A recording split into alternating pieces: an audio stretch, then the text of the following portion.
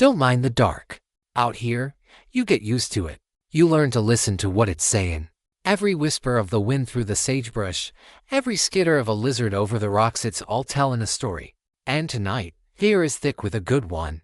It's a tale about a ghost, a man so feared that outlaws would ride 100 miles out of their way just to avoid the dust of his county. And it's about a shipment of gold so rich it could make a king blush and a devil sing hymns.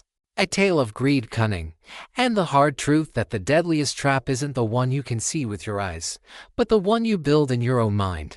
They called him a ghost, but Sheriff Jedediah Jed Stone was the most solid thing in Caldera County. He was a man carved from the same granite as the mountains that ringed his territory, his face a roadmap of sun-baked lines, his eyes the color of a faded blue sky, and just as vast. He didn't raise his voice, he didn't swagger, and he didn't have to. When Jed Stone looked at you, you felt the weight of every law ever written, and a few that hadn't been yet. His legend wasn't built on quick-draw contests in the street. It was built on patience, on an almost supernatural ability to know what a man was going to do before the man knew it himself. He didn't chase outlaws. He simply arranged the landscape until they had no place left to go but a jail cell or a grave. For the past 6 months, however, a shadow had fallen across his county, a shadow named Silas Kane. Kane and his gang were a different breed. They weren't desperate cattle rustlers or clumsy bank robbers. They were smart, disciplined, and utterly ruthless. They hit payroll wagons, mining shipments, and stagecoaches with a military precision that left a trail of dead guards and baffled lawmen from Texas to the Arizona territories. They were called the Phantom Riders because they struck and vanished, their trail cold before the first buzzard even started to circle. For Jed, it was more than a professional challenge. It was personal. 3 months back, the Phantom Riders had hit a stagecoach just north of Redemption, Jed's town. Jed's newest deputy, a young, eager kid named David, had been riding shotgun. David was brave and he was fast, but he was still green. According to the lone survivor, David had tried to stand them off, to give the passengers a chance to run. They'd cut him down without a second thought. Jed had been the one to bring the boy's body home. He'd pinned that deputy's badge on David himself, and he felt the weight of it now like a chunk of lead in his own heart. So Jed Stone, the man who preferred to outthink his opponents, decided to set a trap. Not just any trap. A masterpiece of deception, a play so audacious that if it failed, he'd be a laughingstock, and if it succeeded, it would be whispered about around campfires for a generation. He was going to catch a ghost, and he was going to use the one thing a man like Silas Kane could never resist, the lure of the ultimate prize. The plan began not with a posse, but with a rumor. Jed rode to the nearest telegraph office, miles out of his own county, and sent a carefully coded message to a friend, a U.S.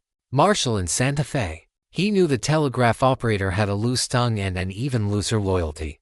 The message spoke of a secret government transfer, a half-ton of freshly minted double eagles from the San Francisco Mint, being moved by wagon to a struggling army outpost. It was a lie, from start to finish. Next, he visited the Wells Fargo agent in Redemption, a man named Henderson who owed him a favor. He spoke loudly, in the man's public office, about the special army convoy that would be passing through, needing fresh horses and supplies. He made sure the town's biggest gossip, a bartender named Sal, was within earshot. The rumor, once planted, grew wings. It fluttered from town to town, whispered in saloons and brothels, passed between card sharps and cattle drivers. A government gold shipment, and guarded, save for a few soldiers, moving through the desolate, ambush-friendly terrain of Caldera County. It was too good to be true. It was perfect. The final piece of the plan was the convoy itself. Jed didn't use his own deputies.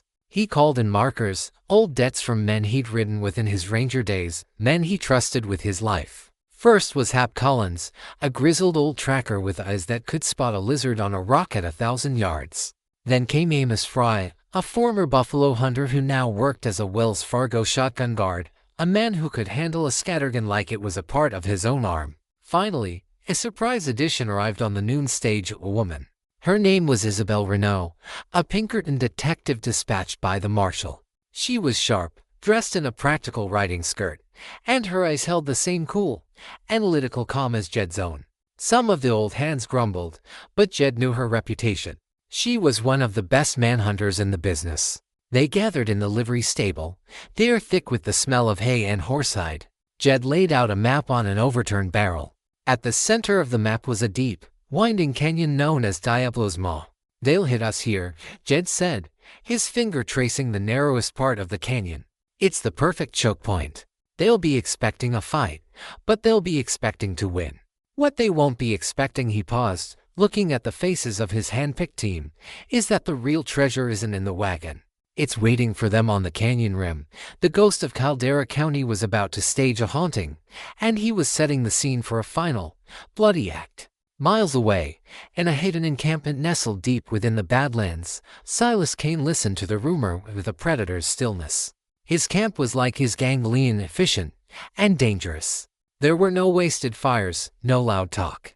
Every man had a job, and they did it with a quiet, menacing competence. Silas himself was a contradiction. He was a handsome man, with dark, swept-back hair and a neatly trimmed mustache that couldn't quite hide the cruel thinness of his lips. He dressed better than most bankers, his coat always brushed, his boots always polished. He spoke with a soft, educated drawl that could be charming one moment and chilling the next. He saw himself not as a common outlaw, but as a general, a strategist, a wolf who was destined to rule the lesser beasts of the frontier. And the one beast he had yet to best was the old ghost of Caldera County, Jedediah Stone.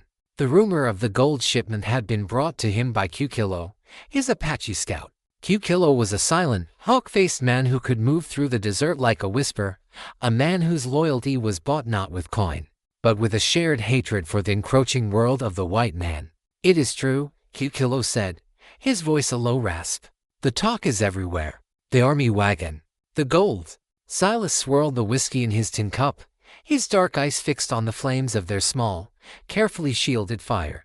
Around him, the other key members of his gang waited. There was Dutch, his second in command, a mountain of a man with a thick, brutal face and hands that could crush a man's skull as easily as an eggshell. There was Lefty, a weary, cynical gunfighter who cared for nothing but the next payout.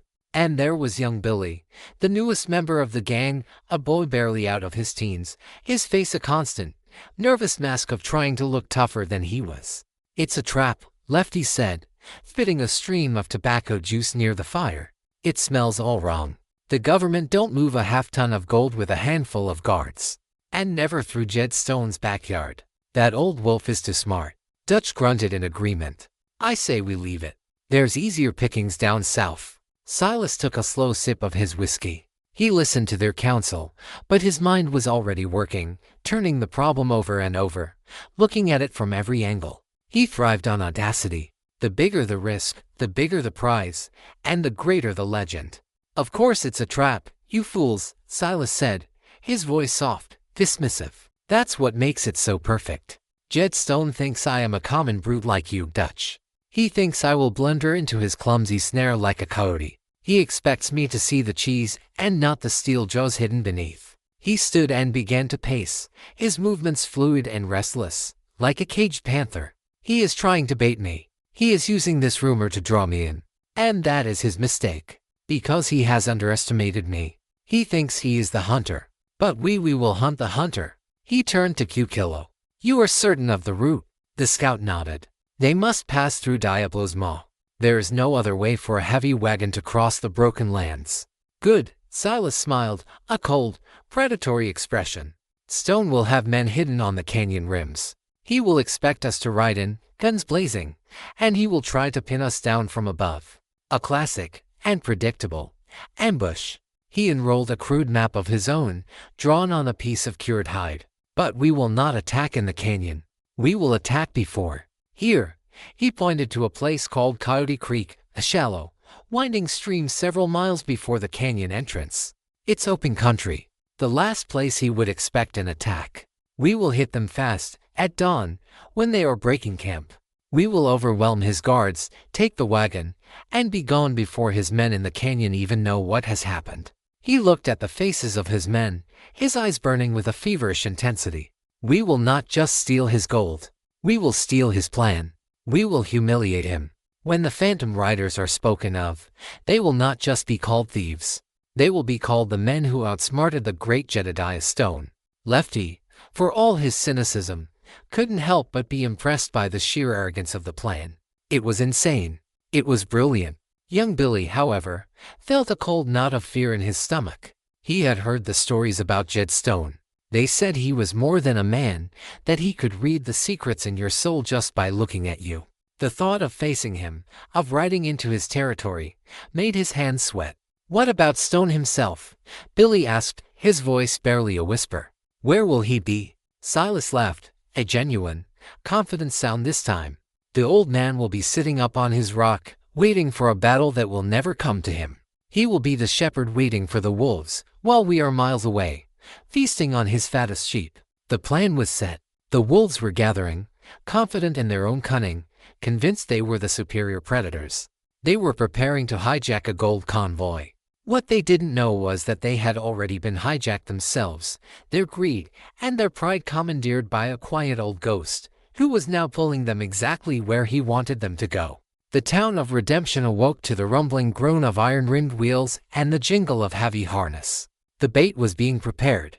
Jed had acquired an old, surplus army escort wagon, a hulking beast of a vehicle with a reinforced frame and a thick canvas cover. It looked the part, solid, official, and valuable. The work of loading the wagon was a piece of deliberate, public theater. Under Jed's watchful eye, his team began loading a series of heavy, iron-bound wooden crates into the back of the wagon. Each crate was stenciled with the words U.S. Property do not tamper. To any observer, it looked exactly like a gold transport. The town's gossips watched from the windows of the saloon and the general store, their eyes wide. Sal the bartender was already polishing a story that would grow with every telling. Inside the crates, however, was not gold. Jed, with the help of the local blacksmith, had spent a night filling them with old anvils, broken wagon wheels, and heavy lengths of chain, anything to give them the immense, back-breaking weight of solid gold. When the last crate was loaded, the wagon springs groaned in protest. "She'll ride heavy," Jed, Amos Fry, the shotgunner, grunted, wiping sweat from his brow. "Feels like the real thing." "It has to," Jed replied, his voice low. "Kane is smart. He'll have a man watch us leave. He needs to see us struggle. He needs to believe it." The human element of the trap was just as carefully constructed. Hap Collins, the old tracker, was dressed in the dusty blue uniform of a cavalry sergeant. Amos Fry and two other hired guns, tough but anonymous men, wore the uniforms of army privates. They were the visible guards, the obvious targets. Jed himself would not be riding with the wagon. His plan required him to be elsewhere. He would ride ahead with Isabel Renault, the Pinkerton, taking a high, hidden trail along the canyon rim. They would be the eyes of the operation. Before they left, he gathered his team one last time in the livery. "Remember the plan," he said, his blue eyes moving from man to man, and finally to Isabel. "You let them take you. Hap, you're in charge. You put up a fight, a good one, but a short one. Make it look real. Get a few bruises. But you do not, under any circumstances, get yourselves killed. Your job is to lose. Understand?" Hap spat on the ground. "Goes against my nature, Jed. But I understand. Isabel and I will be in position on the north rim of Diablo's Maw. The rest of my men," he said, referring to a half-dozen of his own deputies and a few trusted ranchers who were already riding out under the cover of darkness, "will be on the south rim. Once Kane has the wagon, he'll head straight for the canyon. He'll think he's won. He'll be arrogant, careless. We let him get halfway in, right to the narrowest point. When you hear the signal, a single hawk's cry, then, and only then, do we spring the trap." Isabel Renault watched Jed, her expression cool and analytical. She had worked with dozens of lawmen, from pompous city chiefs to hard-bitten frontier marshals. Jed Stone was different. There was a quiet, profound certainty about him, a complete lack of ego. He wasn't interested in glory. He was interested in results. "And if Kane doesn't take the bait?" she asked, her voice calm and direct. "If Lefty's cynicism wins out and they ride south?" "They won't," Jed said with a quiet confidence that was more convincing than any bluster. "Because this isn't just about gold for Silas Kane. This is about me. He can't resist the chance to prove he's smarter than I am. His pride is the real bait." As the sun climbed higher, the convoy was ready. The heavy wagon, pulled by a team of 6 sturdy mules, rolled out of Redemption, heading east. Hap sat on the driver's box, Amos beside him with a shotgun across his lap, the other two guards riding alongside. They moved slowly, the weight of their phantom treasure dictating their pace. From a ridge overlooking the town, two pairs of eyes watched them go. One belonged to Jed Stone. The other belonged to Q Kilo, Silas Kane's scout, who was hidden so perfectly in a rocky crevice a half-mile away that not even Hap's trained eyes could spot him. Q Kilo watched the heavy, slow-moving wagon, saw the sweat on the mules, saw the small, seemingly inadequate guard. He noted every detail, and then, like a shadow, he slipped away to carry the news to his master. The bait was on the hook. The line was cast. And the wolves, their appetites whetted, were beginning to circle. Jed and Isabel mounted their horses and turned towards the high trail, quiet figures riding towards a violent appointment in a place named for the devil. The journey of the decoy convoy was a masterclass in calculated vulnerability. Hap Collins drove the team of mules with a steady and hurried hand, letting the heavy wagon set a slow, plodding pace. They kicked up a thick cloud of dust that could be seen for miles, a deliberate, rolling advertisement of their presence. Amos Fry, beside him, appeared to doze in the heat, his hat tipped over his eyes. But beneath the brim, his eyes were constantly scanning the ridges and arroyos that flanked the trail. They were being watched. They all felt it. It was a prickling sensation on the back of the neck, a subtle shift in the air, the feeling that every rock and every cactus concealed a pair of hostile eyes. Hap, with his tracker's senses, knew it for a certainty. He saw the sign, a single, disturbed stone on a ridge where no animal would have dislodged it, the sudden and natural silence of the birds in a patch of mesquite. They were being shadowed, stalked with an expert patience that was both unnerving and, perversely, reassuring. It meant the plan was working. High above them, on a parallel trail that clung to the canyon rims, Jed and Isabel rode at a faster pace. From their vantage point, they could see the wagon below, a tiny, crawling speck in the vast, indifferent landscape. They could also see the signs of their stalkers. To riders, Isabel said, pointing to a distant plume of dust to the south. Keeping pace. Staying out of rifle range. Q Kilo, Jed said, his voice a low grumble. And one other. They're making sure the prize doesn't sprout wings and fly away. They rode in a comfortable silence for much of the time, to professionals who didn't need to fill the air with idle chatter. But Isabel was studying Jed, trying to understand the source of his legend. This Silas Kane, she said, breaking the silence. You make it sound personal. Jed's jaw tightened almost imperceptibly. He killed my deputy. A good kid. Barely 20. Had a fiancé back in town. Name was David. He didn't say any more, but he didn't have to. The quiet grief in his voice was more eloquent than any long speech. So this isn't just about the law, she surmised. The law is a set of rules, Miss Renault, Jed replied, his eyes fixed on the trail ahead. Justice is a different thing altogether. The law says Silas Kane should hang. Justice says he needs to be brought to account by the same man whose life he so carelessly destroyed. This is for David. Isabel understood. She had seen it before. The best manhunters were always the ones with ghosts driving them. Meanwhile, in Silas Kane's camp, which moved with a stealthy, parallel efficiency, the reports from Q Kilo were fueling a growing sense of anticipation. They moved slow, the scout reported, materializing beside Silas as if from the very air. The wagon is heavy. The guards are lazy. They suspect nothing.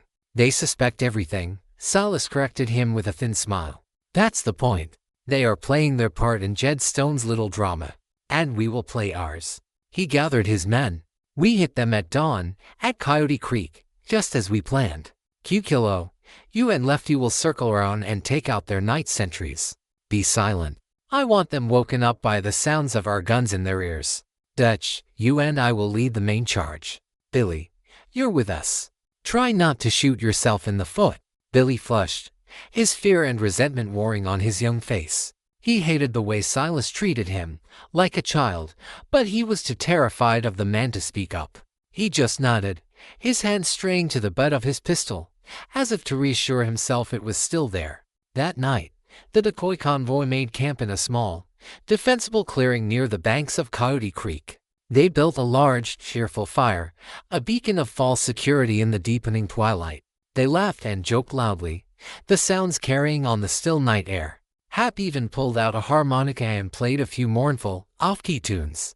It was a perfect performance of unsuspecting men, lulled into a sense of routine. But as soon as full darkness fell, the performance ended. The fire was allowed to die down to embers. Amos and the other guards moved away from the firelight, taking up hidden positions in the rocks surrounding the camp. They were no longer actors. They were soldiers, waiting for the curtain to rise on the first, bloody act. Hap lay wrapped in his bedroll near the wagon, the harmonica silent, his hand resting on the stock of the rifle beside him.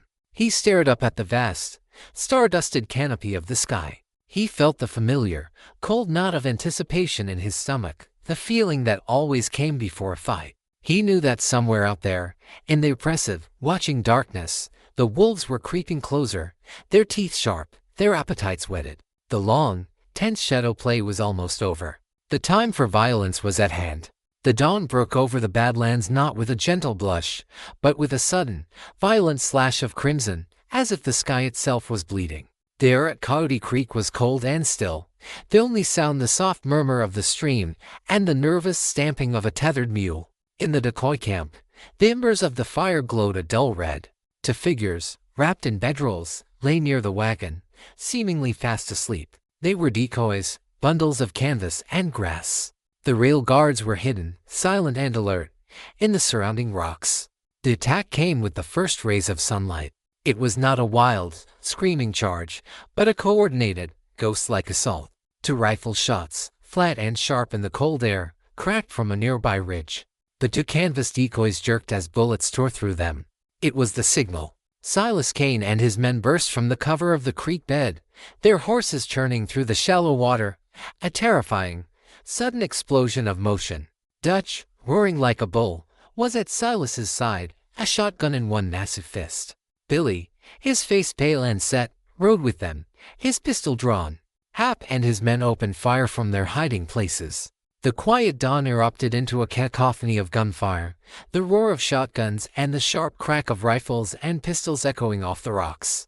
One of Silas's men screamed and tumbled from his saddle, his horse shying away in panic. But Silas had planned well. While his main force charged from the front, Lefty and Q Kilo, having silently dispatched the non-existent sentries, opened fire from the flank, catching the decoy guards in a devastating crossfire. The fight was a piece of brutal, well-rehearsed choreography. Hap and his men fired back with enough ferocity to make it look convincing.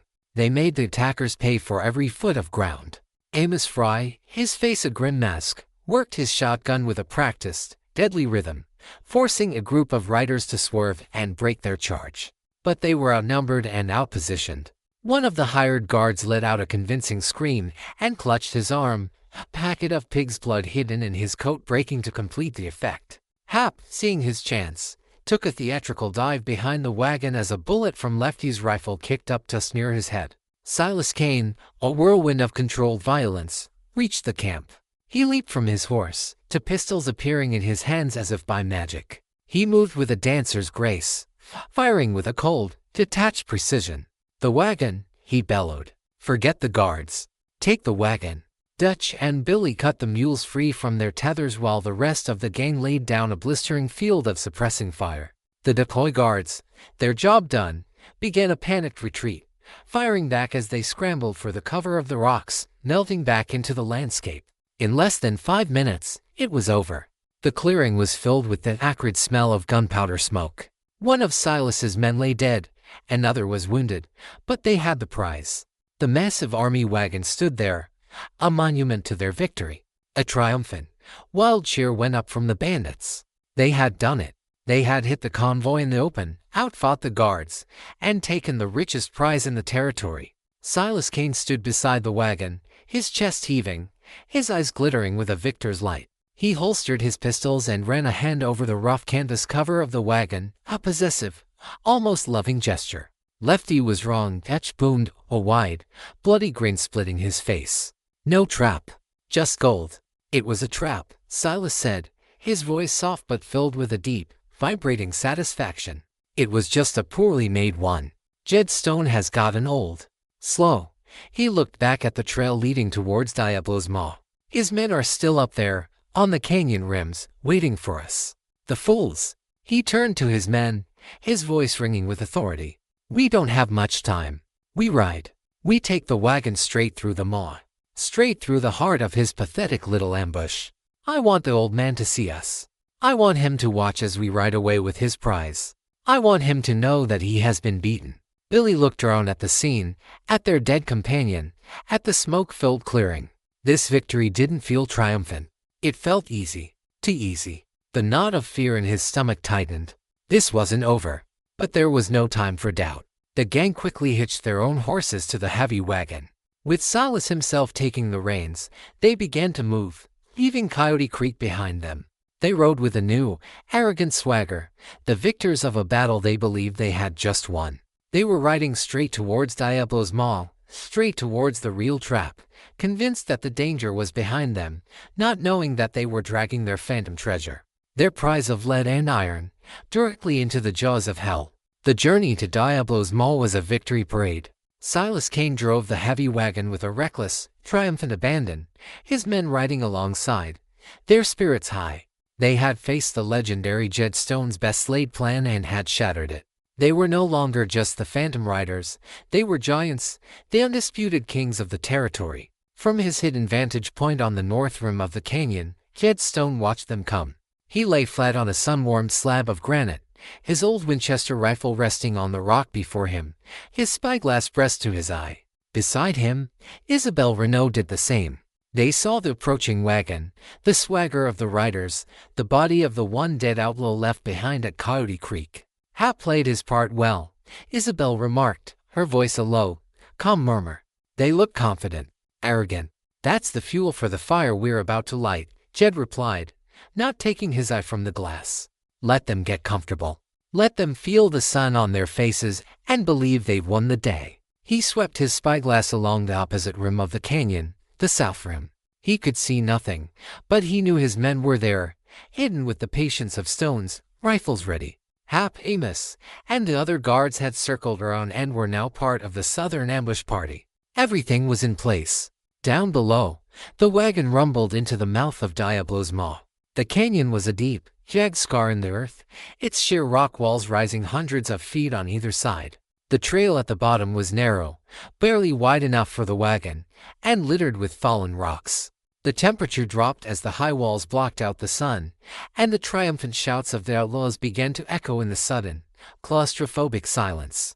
They were halfway through when Silas finally pulled the wagon to a halt. The narrowest part of the canyon, a place where the rock walls seemed to lean in, as if to whisper secrets. "All right," he called out, his voice echoing unnaturally in the enclosed space. "Let's have a look at our reward before we take it home." A greedy cheer went up from the men. They swarmed the back of the wagon, their bravado returning in the cool shadows. Dutch, using a crowbar, set to work on the thick wooden lid of the first iron-bound crate. The wood groaned and splintered under his brutal assault. Billy stood back, his horse shifting nervously. The feeling of dread that had been a small knot in his stomach was now a cold, heavy stone. This place felt wrong. It felt like a tomb. He glanced up at the high, silent canyon rims, and for a moment, he could have sworn he saw the glint of the sun on something metallic. He blinked, and it was gone. With a final, wrenching crack, the lid of the crate came off. The outlaws pushed forward, their eyes wide with anticipation, ready to feast their eyes on a king's ransom and gleaming gold coin. They stared. The crate was filled to the brim with rusted, heavy lengths of iron chain. A stunned, confused silence fell over the group. Lefty pushed his way to the front and peered into the crate. "What in the hell?" "Open another one," Silas snarled, his face darkening, a flicker of doubt finally piercing his armor of arrogance. Dutch, his face a mask of confusion, moved to the next crate, prying it open with a renewed, frantic urgency. This one was filled with rocks. Plain, worthless, Grey River rocks. They tore open a third, and a fourth. One held a broken anvil. The last held nothing but carefully packed bars of lead, dense and heavy, but utterly worthless. The truth crashed down on them with the force of a physical blow. The gold was a lie. The rumor was a lie. The entire chase, the entire fight, had been a lie. They hadn't shattered Jed Stone's trap. They had been the willing, witless cogs in its intricate machinery. They had fought and bled and killed one of their own for a wagon full of junk. and they had personally delivered themselves to the heart of the real ambush. Silas Kane stood frozen, his face a canvas of dawning horror and apoplectic rage. The humiliation was a poison, far more bitter than any defeat in battle. He had been played. He, the great strategist, the wolf, had been led by the nose like a farm animal to the slaughterhouse. He threw his head back and let out a roar of pure, animalistic fury, a sound that echoed off the canyon walls like the cry of a damned soul. And from high above, in answer to his cry, came another. It was the sharp, piercing scream of a red-tailed hawk. A single clear and deadly note. The signal. High on the north rim, Jedediah Stone calmly lined up his sights on a precariously balanced rockslide above the canyon entrance. "Now," he said, his voice as calm as a summer pond. He squeezed the trigger. The crack of Jed's Winchester was the first note in a symphony of destruction.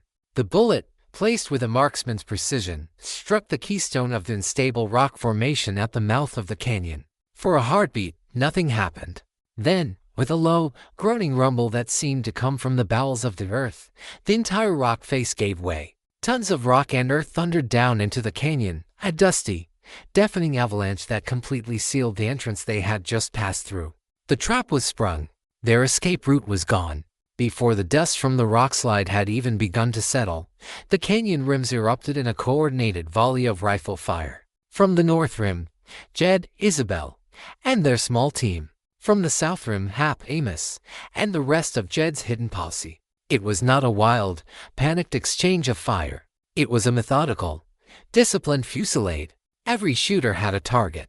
Every shot was meant to count. Down below, the outlaws, who moments before had been paralyzed by the shock of their deception, were now thrown into a maelstrom of ricocheting lead and lethal panic. The narrow canyon, which had seemed like the perfect, hidden path to victory, had become a shooting gallery. There was no cover, nowhere to run.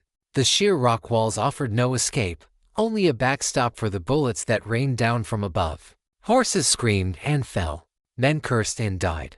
The air was filled with the whine of bullets, the terrified cries of wounded men, and the unending, overlapping roar of the rifles from above. Silas Kane, his face a mask of pure, demonic fury, reacted with the desperate, feral instinct of a cornered predator.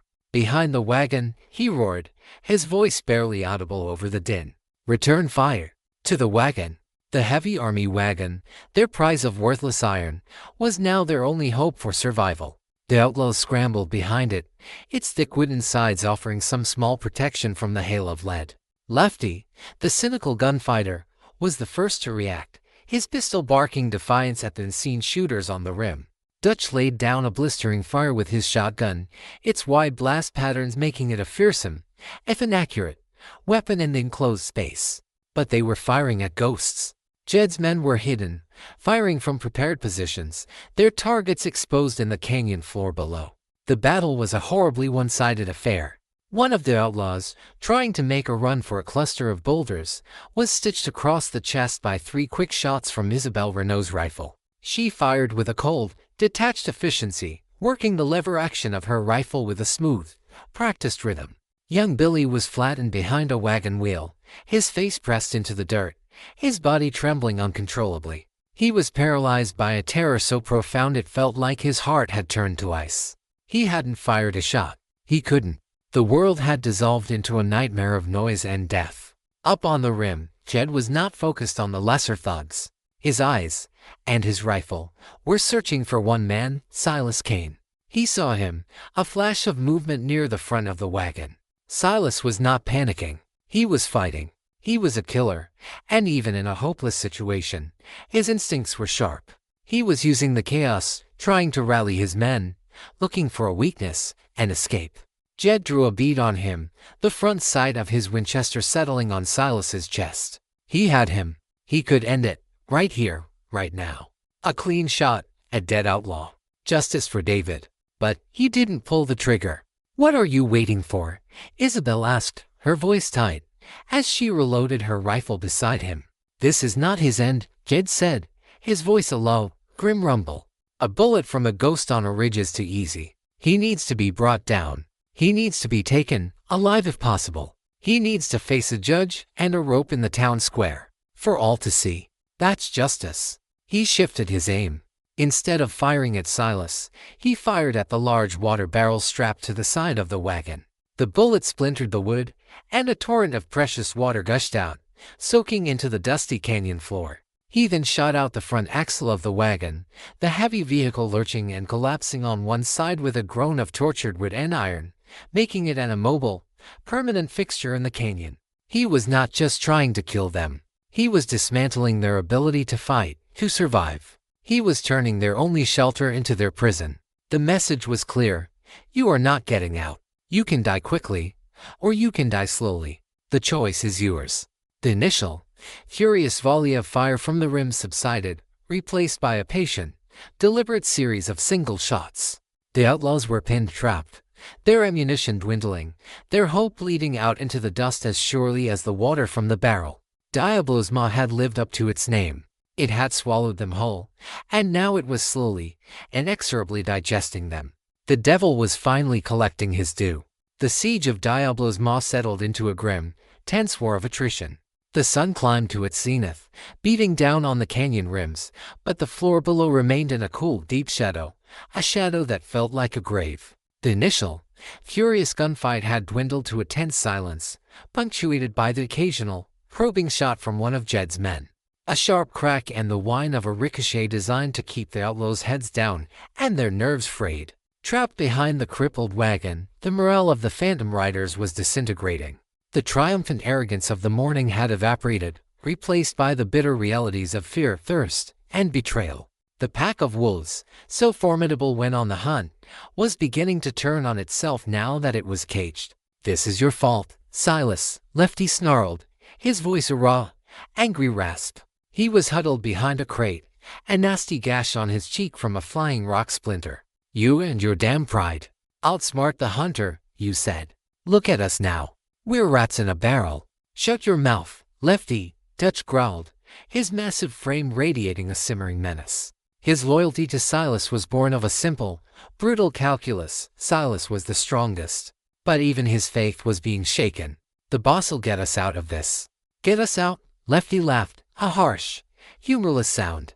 "There is no out. The front is blocked, and there's a dozen rifles up there just waiting for us to show a piece of ourselves. We're dead. The only question is when." Silas Kane remained silent, cleaning his pistol with a slow, deliberate calmness that was more unnerving than any outburst of rage. But inside, his mind was a whirlwind. He had been so consumed by his rivalry with Jed Stone, so blinded by his own perceived brilliance, that he had ignored the obvious signs. He had led his men into a perfect killing box. His reputation, his freedom, his very life, were bleeding away into the canyon dust. But he was a survivor. He would not die here. His eyes fell on young Billy. The boy was still flattened behind the wagon wheel, his body shaking, his eyes wide and vacant with shell shock. He was useless, a liability, a piece on the board to be sacrificed. An idea, as cold and as ruthless as the man himself, began to form in Silas's mind. "Billy," he said, his voice suddenly soft, almost paternal. The boy flinched at the sound of his name. "Billy, I need you to do something for me." He crawled over to the terrified youth. "I need you to run. You see that cluster of boulders over there?" He pointed to a small rock formation about 50 yards down the canyon. "There's a blind spot there. The angle is wrong for the shooters on the rim. If you can make it there, you can find a way to climb out. You're young, fast. You can do it." A flicker of hope ignited in Billy's eyes, a desperate, drowning man's grasp for a lifeline. "Really?" "Yes," Silas said, putting a reassuring hand on the boy's shoulder. "You get out. You circle around. You come up behind one of their positions. You create a diversion. That's all we need. A few seconds of chaos to make our own break. You can be the hero today, son. You can save us all." It was a lie, and every man there, except for the desperate boy, knew it. There was no blind spot. To leave the cover of the wagon was suicide. Silas was sending the boy out to draw their fire, to pinpoint the shooters' positions, to be a human target so that he, Silas, might live. Lefty stared at Silas with a look of pure, unadulterated contempt. "You're a real piece of work, Kane." "Survival of the fittest, Lefty," Silas replied without a flicker of emotion. "It's the only law out here that matters." Billy, his mind clouded by fear and the desperate promise of escape, didn't see the cold calculation in Silas's eyes. He only saw a chance. He nodded, his body still trembling, but a new, fatalistic resolve on his face. He checked his pistol, took a deep breath, and prepared to run. High above, Jed watched the scene unfold through his spyglass. He saw the conversation, saw the way Silas pointed, saw the young boy preparing to make his suicidal dash. "What's he doing?" Isabel asked, lining up her own sights. "He's sacrificing a pawn," Jed said, his voice a low, disgusted growl. He had seen this kind of cold-blooded calculus before. It was the mark of a man with no soul. Jed made a quick decision. He whistled, a short, sharp signal that carried to his men on the south rim. It was a command, "Hold your fire." Down below, Billy took a final, ragged breath. "On 3, Silas whispered. 1 to 3. The boy burst from behind the wagon, his legs pumping, running with the desperate speed of a terrified deer. He ran, expecting the world to explode in a hail of bullets. But nothing happened. The rifles on the rims remained silent. Not a single shot was fired. Billy ran, his lungs burning, his heart hammering, and collapsed behind the cluster of boulders, untouched. He lay there, panting, his mind reeling in confusion. He had made it. He was alive. The silence that followed was, for the outlaws behind the wagon, more unnerving than the gunfire. They had all expected to see the boy cut down. The silence was a deliberate, calculated act. Then, Jed's voice, amplified by the natural acoustics of the canyon, boomed down from above. It was not a shout, but a clear, commanding statement that seemed to come from the sky itself. "He sent you out to die, son," the voice called out. "He used you as bait. But we are not butchers. We are the law. The boy is free to go. Throw down your guns and come out, and you will be treated with the same mercy. This is your only chance." The cracks in the pack had just been split wide open. Jed wasn't just fighting them with bullets, he was fighting them with morality. He had turned Silas's most ruthless act into a demonstration of his own strength and a declaration of the outlaw's weakness. The choice was now clear: stay with the man who would sacrifice you without a thought, or surrender to the man who had just spared your life. For the men trapped behind the wagon, the siege had just become a battle for their own souls. Jed's offer hung in the silent canyon air, a stark and undeniable choice. For a long moment, no one behind the wagon moved. They were caught between the certainty of Jed Stone's rifles and the unpredictable fury of Silas Kane. It was Lefty who made the first move. He had seen enough. He had no loyalty to Silas, and he had a powerful instinct for self-preservation. He slowly stood up, his hands raised high above his head, his pistol still in its holster. "I'm done," he called out, his voice hoarse. "Don't shoot." Silas Kane moved like a snake. He spun around, his face a mask of incandescent rage, and his remaining pistol appeared in his hand. "Traitor," he hissed. He fired once. The shot was deafening in the enclosed space. Lefty grunted, a look of profound surprise on his face, and then crumpled to the ground. His cynical life ended not by the law, but by the man he had followed. That single shot broke the spell. It was a final, brutal declaration from Silas. There would be no surrender. There was only him. Dutch, the loyal brute, finally saw the truth. He had watched Silas prepare to sacrifice the boy, and now he had watched him murder Lefty in cold blood. The simple, brutal code he lived by had been violated. You didn't shoot a man in the back. You didn't kill your own. He looked at the body of his companion, then at Silas's crazed, merciless eyes, and something inside him snapped. With a roar that was more animal than human, Dutch charged. He didn't draw his gun. This was a more primal act of retribution. He lunged at Silas, his massive hands reaching for his throat. The two men crashed against the side of the wagon, a tangle of desperate, brutal violence. Silas, smaller and quicker, twisted out of Dutch's grip, firing his pistol again, the bullet tearing a bloody furrow in Dutch's side. But the big man barely seemed to feel it. He was fueled by a pure, righteous rage. He slammed Silas against the wagon wheel, and the two of them went down in the dust, punching, kicking, and gouging. Up on the rim, Jed and his posse watched the scene with a kind of grim fascination. The wolf pack was devouring itself. "Hold your fire," Jed commanded. "Let it play out." The fight below was short and savage. Dutch's raw, brute strength was overwhelming. He pinned Silas to the ground, his huge hands closing around Silas's throat. Silas's face began to turn purple, his eyes bulging. But Silas was a creature of cunning. Even as his air was being cut off, his free hand was scrabbling in the dust. His fingers closed around a large, sharp rock. With a final, desperate surge of strength, he drove the rock into the side of Dutch's head. The big man grunted, his grip loosening, and then he rolled off, his brief, bloody mutiny over. Silas Kane scrambled to his feet, his fine clothes torn and dusty, his face a bloody mess, his chest heaving. He was the last one standing. He stood alone amidst the wreckage of his ambition, surrounded by the bodies of his own men. He looked up at the canyon rims, his eyes finally finding the distant figure of Jed Stone. He raised his pistol, its last bullet ready. This was it, the final showdown. The ghost of the plains versus the phantom rider. "Come on down, Stone," he screamed, his voice a ragged, broken sound. "Come and face me. No more hiding. Man to man." Jed looked at Isabel.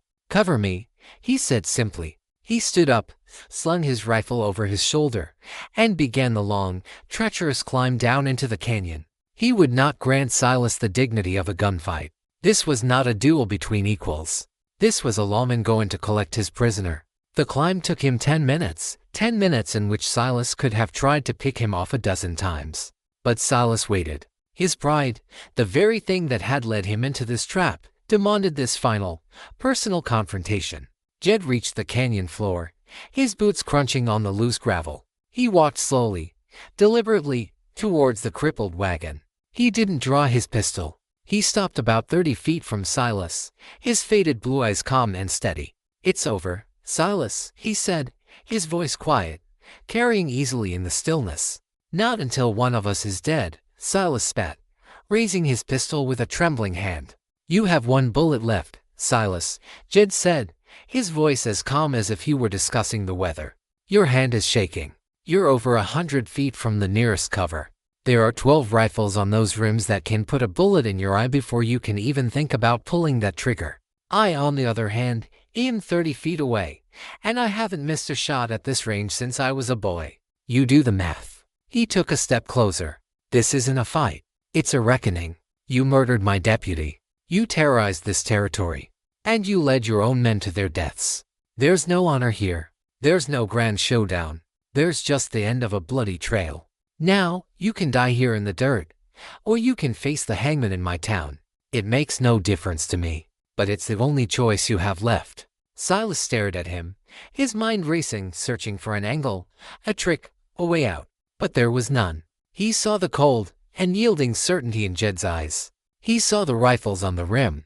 He saw the bodies of his men. He saw the complete and utter ruin of his life. His shoulders slumped. The fire in his eyes died, leaving only the cold, gray ashes of defeat. The pistol in his hand suddenly felt impossibly heavy. With a final, shuddering sigh, he let it fall from his fingers, clattering into the dust. The ghost had been captured. The hunt was over. The silence that followed the clatter of Silas Kane's pistol was profound. It was the silence of a battle ended, a fever broken. From the canyon rims, Jed's men began the slow climb down, their rifles still held at the ready, but the tension was gone, replaced by a weary efficiency. Isabel Renault was one of the first to reach the canyon floor. She walked over to where Billy was still huddled behind the rocks, the boy looking pale and sick. She offered him a canteen. "It's over, son," she said, her voice softer than Jed had yet heard it. The boy drank, the water spilling down his chin, his eyes filled with a mixture of terror and a dawning, uncomprehending relief. Jed walked over to Silas Kane, who stood, defeated, his hands hanging limply at his sides. He did not look at Jed. He stared at the worthless iron chains in the open crate, the symbol of his utter humiliation. Jed picked up Silas's fallen pistol, emptied its last round into his palm, and tucked the useless weapon into his belt. "You'll be tried in redemption," Jed said, his voice flat. "You'll have a fair trial. It's more than you gave my deputy." Silas finally looked at him, his eyes holding a final, flickering spark of his old arrogance. "You won't hold me, old man. I'll escape. I'll find a way." "No, you won't," Jed said, and there was a finality in his voice that was more absolute than any prison wall. Because your legend is dead. You're not the Phantom Rider anymore. You're just the fool who got caught chasing a wagon full of rocks. There's no coming back from that. The posse gathered the dead and the wounded. Dutch was still alive, barely, a gaping wound in his head and another in his side. Doc Evans would have his work cut out for him. Q-Kilo, the Apache scout, had vanished. Like a true ghost, he had slipped away during the chaos, the only one of Kane's crew to escape the maw. Jed knew he would likely never see him again. The long, slow journey back to redemption began. The great army wagon was left where it lay, a broken monument to a failed ambition. Silas Kane, his hands bound behind him, was placed on a horse, his face a stony mask of defeat. When they rode into town, the entire populace was waiting in the street. They had heard the distant thunder of the rock slide, the faint echo of the gunfight. They saw their sheriff, riding tall, and behind him, the captured, notorious outlaw, and a wave of relief and cheers went through the crowd. Jed didn't acknowledge them. He led Silas directly to the small, stone jailhouse and locked him in a cell himself. He looked at the man who had haunted his county, the man who had murdered his protege, and felt nothing. No triumph, no satisfaction, just a deep, bone-weary quiet. Later that evening, Jed sat in his office, cleaning his Winchester. Isabel came in and placed a cup of coffee on his desk. "You got justice for your boy, Sheriff," she said. Jed nodded slowly, working the oilcloth over the rifle's stock. "I did, but it won't bring him back." He looked up at her. "Kane was right about one thing. I'm getting old. This was my last hunt. He was retiring," he explained. He was going to turn the badge over to a younger man. The world was changing, and it needed a different kind of lawman. His time, the time of ghosts and legends, was passing. The next morning, Jed walked out to the small cemetery at the edge of town. He stood before a simple wooden cross that marked the grave of Deputy David Miller. He took the battered, bent-in star from David's uniform out of his pocket, the badge he had kept on his desk for 3 long months. He polished it with his thumb and gently laid it on the mound of earth. "It's done, son," he whispered to the wind. "It's done. You can rest easy now." He stood there for a long time as the sun rose, its light washing over the quiet town and the peaceful hills beyond. The dust had settled. The ghosts had been laid to rest. And the legendary sheriff of Caldera County, his final duty done, could finally, at long last, find some peace of his own.